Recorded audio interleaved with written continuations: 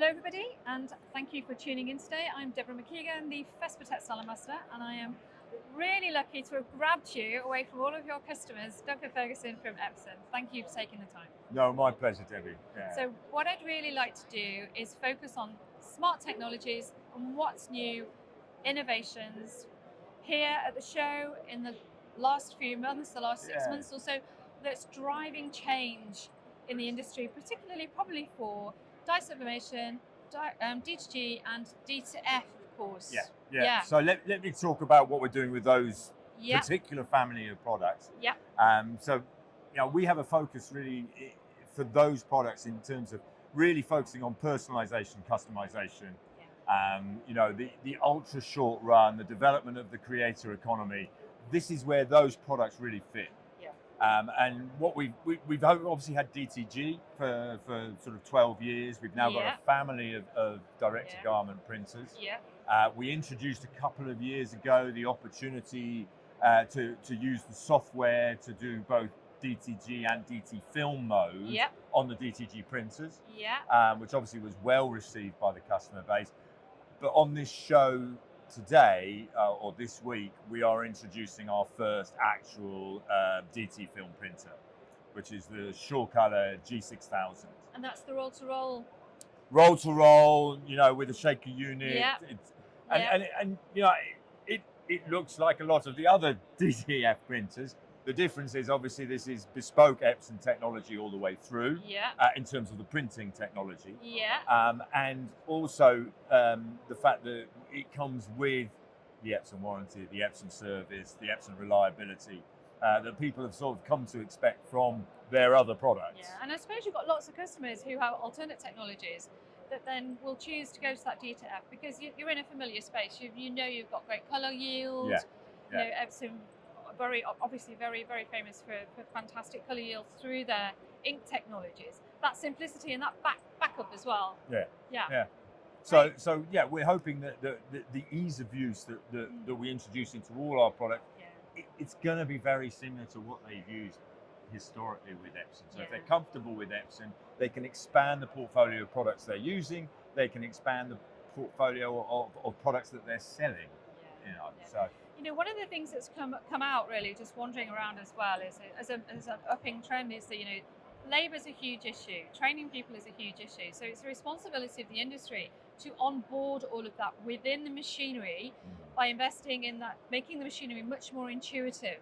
And we've seen that develop incredibly over the last few years. And I suppose AI is going to take that next step and make a huge jump there too.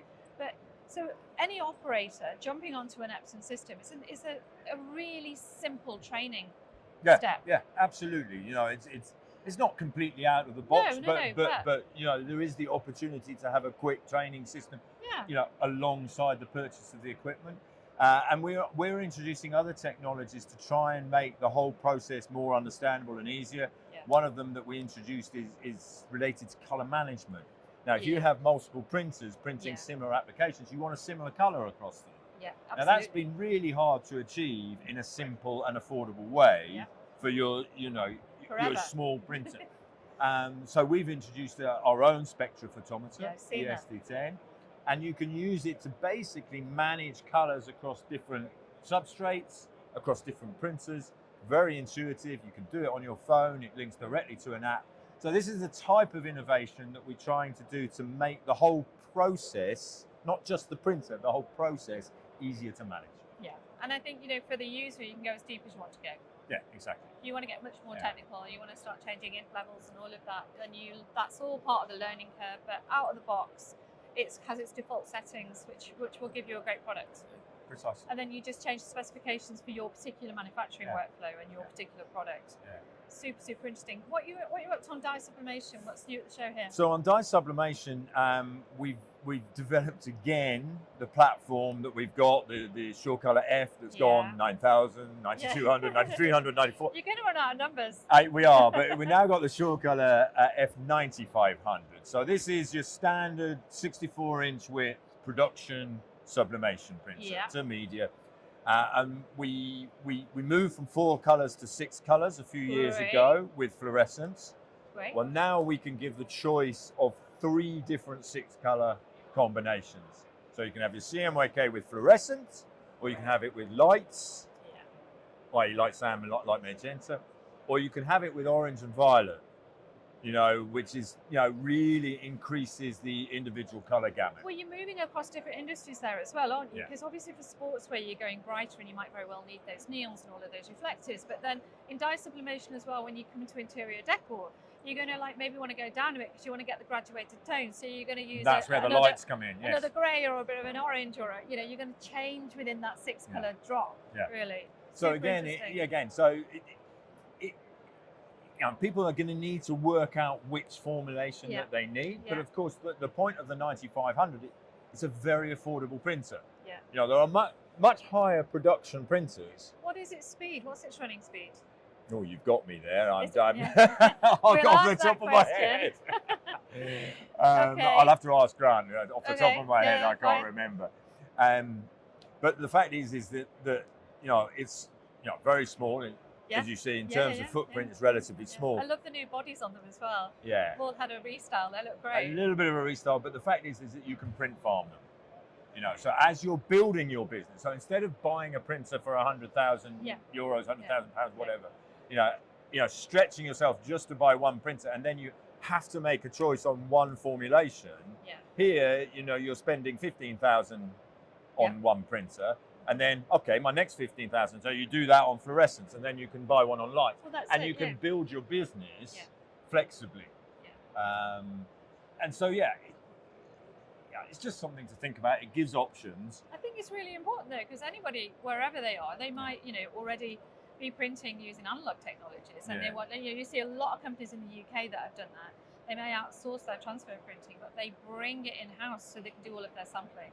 Yeah. And then that organically grows, and then they start with a smaller machine, and they just they make a little farm, they have a little family of them, printing onto different substrates, onto papers and things, and they just have that organic enrichment and growth as their staff also go through that learning curve in that textile space as well. So I think it's and it's the same with your D2G technologies as well. You got the smaller ones, and then you start moving up for output as your business grows. Absolutely. Rather than tooling up and spending an absolute fortune on something that you're not going to use, at 30% capacity, it's it's fantastic. So it helps you in terms of building your business.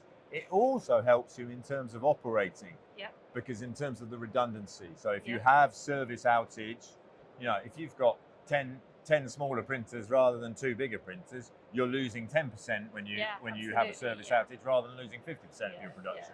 So that's also worth thinking about. No, it is. It's something we always used to have a duty and a standby. Yeah, most definitely. One of your technical team was talking about inks as well earlier on this machine as well, and he was saying it's got dual ink system. So as one cartridge runs out, it automatically switches to the other, so there's no downtime. So this is something that we've been trying to introduce across our more production-oriented devices. Because one of the annoyances that our customers told us was, we've got a print job, and if we run out of ink, we have to stop the printer. Yeah. And it's such a frustration. Yeah. So we're moving to hot swap, where effectively we've got 2 cartridges for each color, and as one runs out, the other one keeps running, and you can change the one on the fly, which means you never have to stop printing because of that system. So it's a small change, but actually from a process management, it's a really useful thing. It looks like a small change, but it's not. No, to the actual printer, that's a huge change, because you're going to have so many nuances, so many issues sometimes in that process with air or whatever it is going in. So that's fantastic. It's amazing to see so many innovations just constantly flowing through, but all of them fine-tuned to what the customer needs, I think. Yeah, that's what we try and do. What we're trying to do is get as much feedback as possible as we go. I mean, just out of interest, we have a team from our development organisation in Japan here on the show having interviews with customers all week. Just, we've got a little meeting room off stand, and they just go in, talk about what your requirements are, what's working with our printers, what's not working with our printers. Well, exactly. Because what's not working is not necessarily a technology issue. It's a challenge that's faced by the industry, because the industry's changed. Their customers' needs have changed. Yeah. They need it faster. Whatever it is, really. Yeah. I mean, and about AI and all of that coming in, and automatic color management, all of that helps the retailer or the printer manufacture more efficiently with more agility and ultimately make more profit, because that's what it's, at the end of the day, That's what it's about, really, isn't it? Everyone's serving each other, Yeah. and meeting their expectations wherever they are in that market. Yeah. Well, thank you so much for your time. I will wander around and explore those innovations. Good. Okay. Yeah, and let's speak soon. Let's Okay, do that. Thank you. Thank you. Thank you, everybody, for tuning in. Cheers. Thank you.